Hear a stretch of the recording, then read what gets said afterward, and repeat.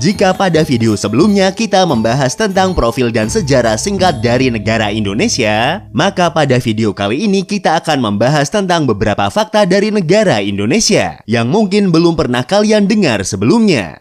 Dan berikut adalah 44 fakta dari negara Indonesia.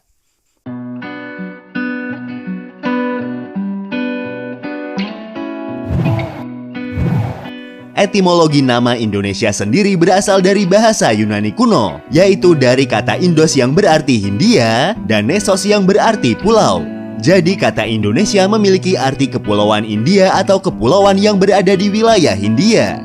Nama Indonesia sendiri pertama kali muncul dan diperkenalkan oleh James Richardson Logan pada tahun 1850 dalam Journal of Indian Archipelago and Eastern Asia. Desain bendera Indonesia terdiri dari dua warna atau dikenal dengan bicolor. Desain benderanya terdiri dari warna merah dan warna putih. Bendera nasional Indonesia atau yang dikenal juga dengan sangsaka merah putih pertama kali diperkenalkan dan dikibarkan di depan umum pada saat proklamasi kemerdekaan Indonesia pada tanggal 17 Agustus tahun 1945. Bendera Indonesia memiliki makna filosofis. Warna merah memiliki arti keberanian, sedangkan warna putih berarti kesucian. Selain itu, warna merah juga dikatakan melambangkan tubuh manusia, sedangkan warna putih melambangkan jiwa manusia. Kedua warna tersebut dianggap saling melengkapi dan menyempurnakan Indonesia.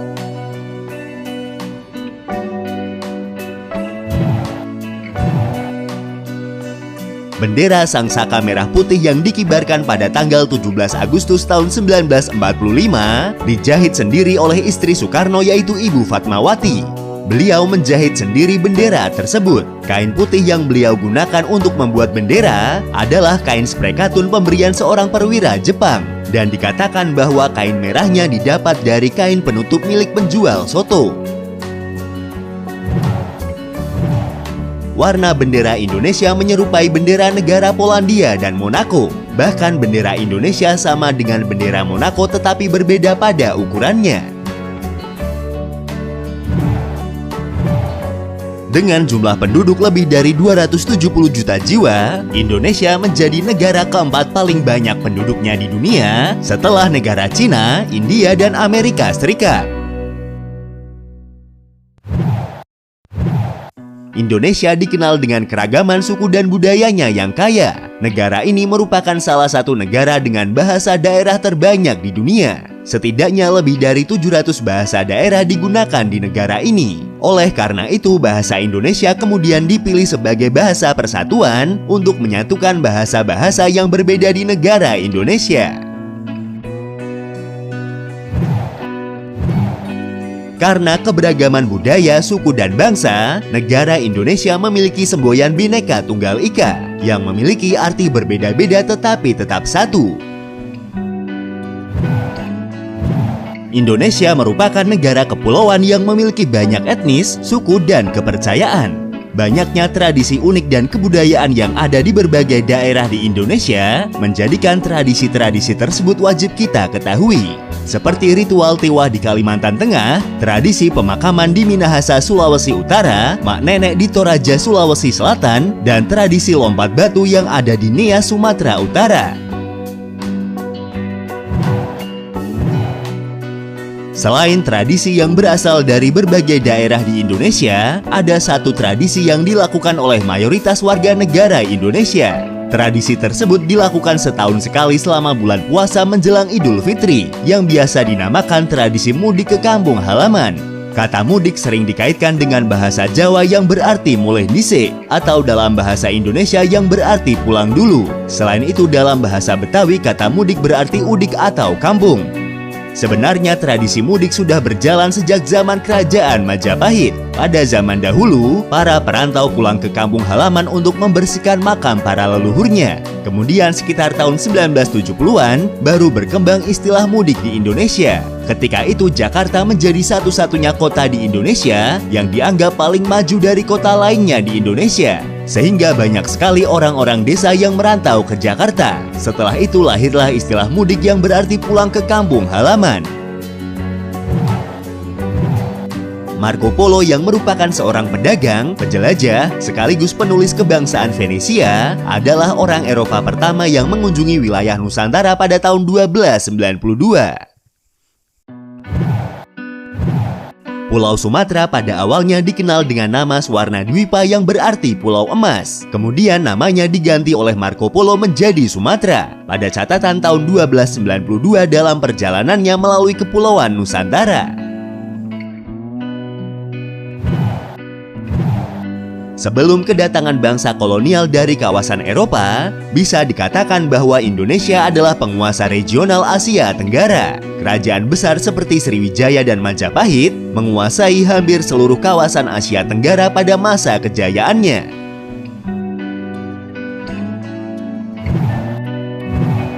Indonesia adalah negara pertama yang lahir setelah berakhirnya Perang Dunia Kedua pada tahun 1945. Negara ini juga merupakan negara tertua ke-70 di dunia. Pada masa-masa awal kemerdekaan, Indonesia belum menggunakan mata uang rupiah, namun menggunakan mata uang resmi yang dikenal sebagai Uang Republik Indonesia atau ORI. Penggunaan ORI secara sah baru dimulai sejak diresmikannya mata uang ini oleh pemerintah sebagai mata uang Indonesia pada tanggal 30 Oktober tahun 1946 dan baru pada tanggal 2 November tahun 1949 atau sekitar 4 tahun setelah merdeka, Indonesia menetapkan rupiah sebagai mata uang kebangsaannya yang baru.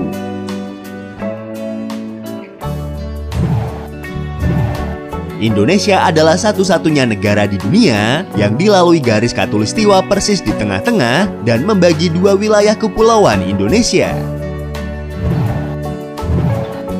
Seperti yang sudah disampaikan di awal, Indonesia adalah negara kepulauan terbesar di dunia. Selain itu, Indonesia juga merupakan salah satu negara yang dilintasi garis khatulistiwa, yang kemudian berpengaruh pada keadaan iklim di negara Indonesia. Iklim di Indonesia hampir seluruhnya adalah iklim tropis, didominasi oleh iklim hutan hujan tropis yang terdapat di setiap pulau besar di Indonesia. Secara geografis, wilayah Indonesia terletak di kawasan cincin api Pasifik, di mana secara tektonik, Indonesia memiliki wilayah yang sangat tidak stabil, yang menjadikannya sebagai rumah dari banyak gunung berapi dan sering terjadi gempa bumi. Negara ini memiliki setidaknya sekitar 400 gunung berapi yang tersebar dari Sumatera, Jawa, Bali, Nusa Tenggara, dan Kepulauan Banda, dengan sekitar 130 diantaranya adalah gunung berapi aktif.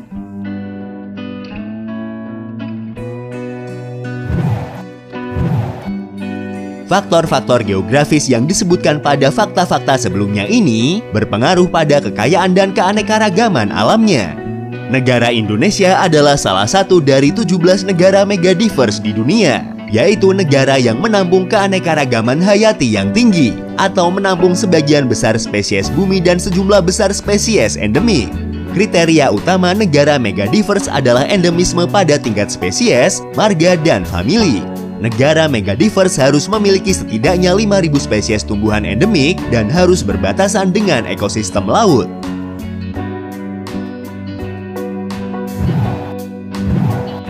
Meskipun Indonesia hanya menyumbang 1% dari luas daratan bumi, hutan hujan di negara ini adalah rumah bagi 10% dari seluruh spesies tumbuhan yang diketahui ada di dunia, 12% dari semua spesies mamalia, dan 17% dari semua spesies burung yang diketahui di dunia.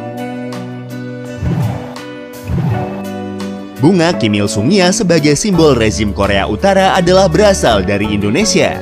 Pada tahun 1964 saat pemimpin Korea Utara mengunjungi Indonesia, Presiden Indonesia memberi hadiah jenis anggrek baru dan dinamai sesuai dengan nama pemimpin Korea Utara tersebut, yaitu Kim Il Sung. Dunia internasional telah mengakui bahwa Indonesia memiliki kekayaan alam yang sangat banyak dan beragam. Negara ini memiliki hutan dengan luas 39.549.447 hektar di Pulau Sumatera, Kalimantan, dan Sulawesi. Hutan-hutan tersebut memiliki keanekaragaman hayati dan plasma nutfah yang terlengkap di dunia. Jika hutan tersebut hilang, maka bumi akan hancur, karena bumi sangat tergantung pada hutan tropis untuk menjaga keseimbangan iklim selain ditopang oleh hutan hujan yang ada di Amazon.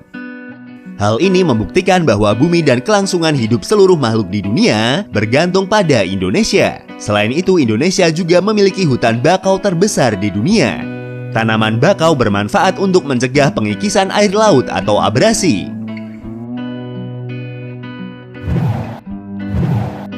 Selain memiliki hutan yang banyak dan beragam, Indonesia juga merupakan tempat ditemukannya bunga Padma raksasa atau Rafflesia arnoldi, yang merupakan tumbuhan parasit obligat yang terkenal karena memiliki bunga berukuran sangat besar, bahkan merupakan bunga terbesar di dunia. Sejarah penemuannya pertama kali terjadi pada tahun 1818 di hutan tropis Bengkulu, Sumatera, sehingga Bengkulu dikenal sebagai bumi Rafflesia. Seorang pemandu yang bekerja pada Dr. Joseph Arnold yang menemukan bunga raksasa ini pertama kali. Dr. Joseph Arnold sendiri saat itu tengah mengikuti ekspedisi yang dipimpin oleh Thomas Stamford Raffles. Penamaan bunga Rafflesia arnoldi didasarkan dari gabungan nama Thomas Stamford Raffles sebagai pemimpin ekspedisi dan Dr. Joseph Arnold sebagai penemu bunga. Yang sangat disayangkan, Indonesia adalah negara dengan tingkat penggundulan hutan tertinggi di dunia, diikuti oleh negara Brazil di peringkat kedua. Fakta bahwa negara ini adalah rumah bagi banyak gunung berapi juga pernah tercatat dalam sejarah dunia karena letusannya berdampak pada perubahan iklim dunia saat itu. Gunung Tambora yang meletus pada tahun 1815 tercatat sebagai salah satu letusan gunung berapi terbesar dalam sejarah dunia. Letusan tersebut masuk dalam skala 7 pada skala Volcanic Explosivity Index. Letusan ini 4 kali lebih kuat daripada letusan Gunung Krakatau pada tahun 1883. Letusan Gunung Tambora pada tahun 1815 diyakini berdampak terhadap perubahan iklim global lantaran sulfur dioksida yang turut lepas ke lapisan stratosfer. Musim panas setelah tahun 1815 justru didominasi hujan dan suhu dingin. Bahkan di tahun 1816 dikenal dengan sebutan tahun tanpa musim panas. Lantaran pada musim panas tahun itu, suhu turun antara 1 hingga 2,5 derajat lebih rendah daripada biasanya.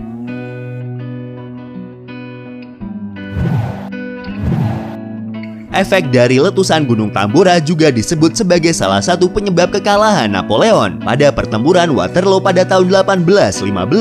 Curah hujan yang tidak wajar karena efek dari letusan Gunung Tambora menyebabkan jalanan berlumpur dan mempersulit gerak Napoleon dalam menginvasi sejumlah negara Eropa.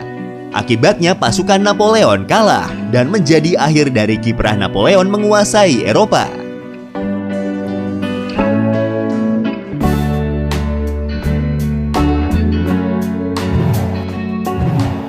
Jauh sebelum letusan Gunung Tambora pada tahun 1815, letusan gunung berapi yang lebih dahsyat juga pernah terjadi di wilayah Indonesia. Letusan Gunung Krakatau pada tahun 553 Masehi memiliki efek yang sangat besar pada perubahan iklim dunia. Letusan ini juga membelah daratan Sumatera dan Jawa dan menciptakan Selat Sunda yang memisahkan keduanya. Danau Toba yang terletak di Sumatera Utara adalah danau vulkanik terbesar di dunia. Letusan supervulkanik danau yang terjadi 70.000 tahun yang lalu adalah letusan eksplosif terbesar yang pernah diketahui di bumi dalam 25 juta tahun terakhir. Menurut teori bencana Toba, bencana itu membunuh sebagian besar manusia yang hidup pada saat itu.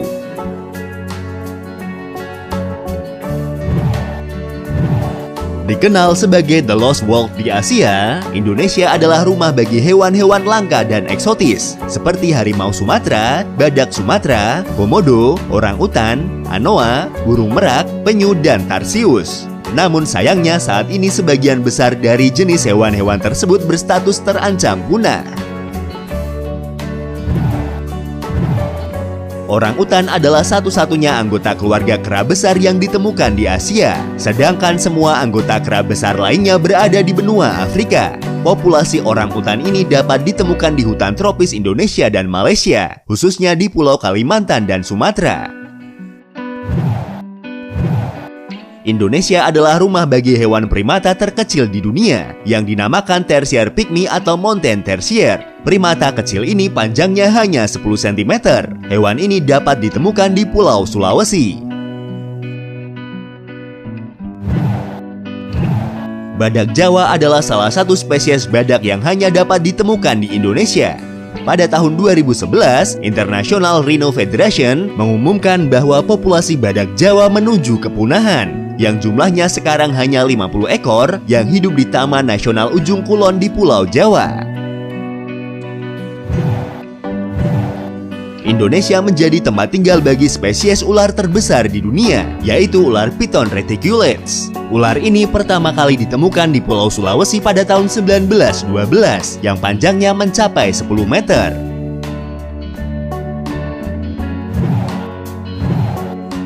Fakta menunjukkan bahwa banyak peninggalan purbakala yang ternyata ditemukan di Indonesia. Di dunia fauna ada hewan komodo yang merupakan kadal terbesar di dunia dan merupakan peninggalan hewan purba. Komodo hanya dapat ditemukan di Indonesia, tepatnya di Nusa Tenggara Timur. Kini hewan komodo menjadi sangat populer, terutama setelah terpilih menjadi salah satu dari 7 keajaiban dunia. Peninggalan purba lainnya adalah ditemukannya fosil manusia purba tertua di dunia yang diperkirakan berasal dari 1,8 juta tahun yang lalu. Fosil yang disebut Pithecanthropus erectus itu ditemukan di Jawa Tengah.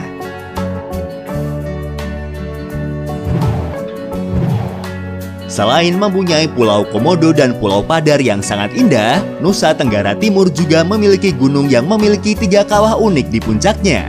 Gunung tersebut adalah Gunung Kelimutu.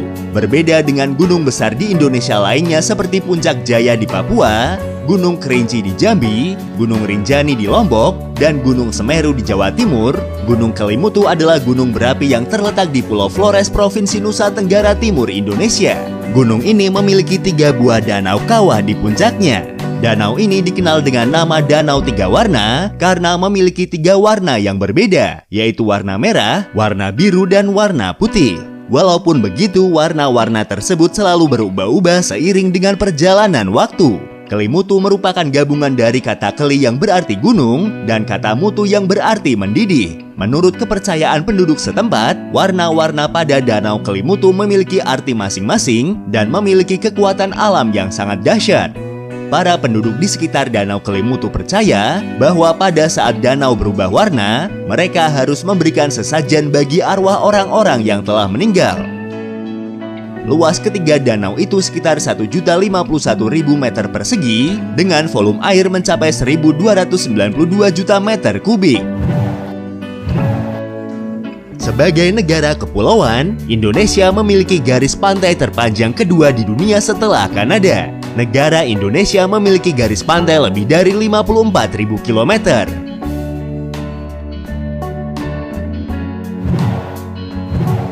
Sebagai negara kepulauan, Indonesia memiliki kekayaan bahari yang sangat banyak.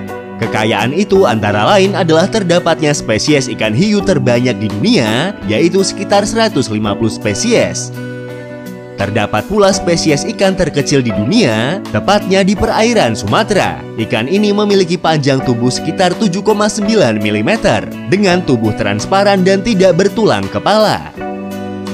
Indonesia juga memiliki gugusan terumbu karang terbanyak dan terindah yang disebut sebagai segitiga koral. Sekitar 65% wilayah dari 75.000 km persegi segitiga koral itu ada di Indonesia. Itulah sebabnya Indonesia menyumbang sebesar 18% terumbu karang bagi perairan dunia. Pulau Jawa yang menampung lebih dari 50% populasi penduduk negara Indonesia adalah pulau dengan penduduk terpadat di dunia. Dalam bidang ekonomi, Indonesia adalah salah satu negara penghasil minyak sawit terbesar di dunia. Produksi minyak sawit di negara ini melampaui negara Malaysia sebagai produsen minyak sawit terbesar pada tahun 2006 dan sekarang menghasilkan 21 juta ton minyak sawit setiap tahun. Kopi merupakan minuman yang banyak disukai di seluruh dunia. Indonesia berada di posisi keempat negara penghasil kopi terbesar di dunia setelah negara Brazil, Vietnam, dan Kolombia. Tetapi Indonesia memiliki kopi luwak. Kopi yang dihasilkan bersama kotoran hewan luwak atau musang ini merupakan kopi yang diakui dunia sebagai kopi terbaik karena rasanya yang enak sekaligus menjadi kopi termahal di dunia. Meskipun mahal, kopi fenomenal ini pun banyak dicari terutama oleh penikmat kopi di penjuru dunia. Pada masa penjajahan, terutama penjajahan Belanda pada abad ke-17, Indonesia diperkenalkan budidaya tanaman perdagangan di Jawa, seperti tebu, karet, teh, dan kopi. Pada abad ke-19 dan awal abad ke-20, kopi Jawa terkenal di seluruh dunia. Itulah mengapa nama Java sering disamakan dengan kopi.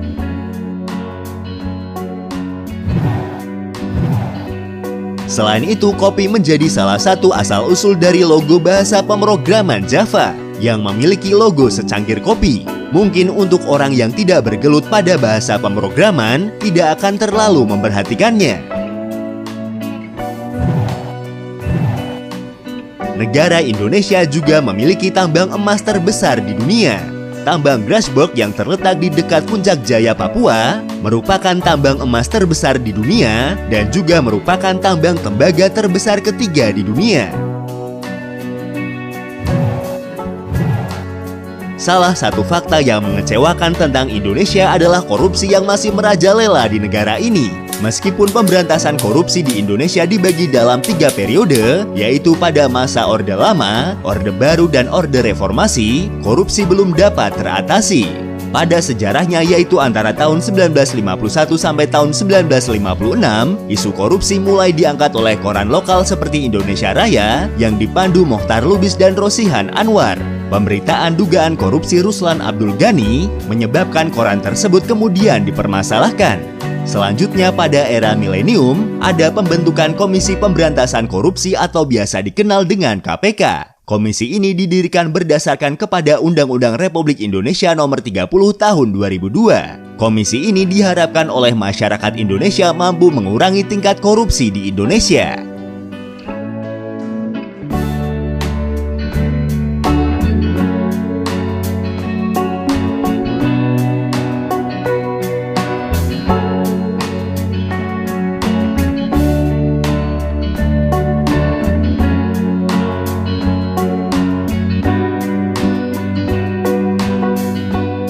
Itulah beberapa fakta dari negara kita tercinta Indonesia. Dengan segala sumber daya dan kekayaan alamnya, menjadi tanggung jawab bagi kita sebagai generasi muda Indonesia untuk melindungi dan melestarikan kekayaan alam tersebut dan meninggalkan tradisi buruk yang sudah ada di negara ini demi masa depan Indonesia yang lebih baik. Terima kasih sudah menonton dan tunggu video dari kami selanjutnya.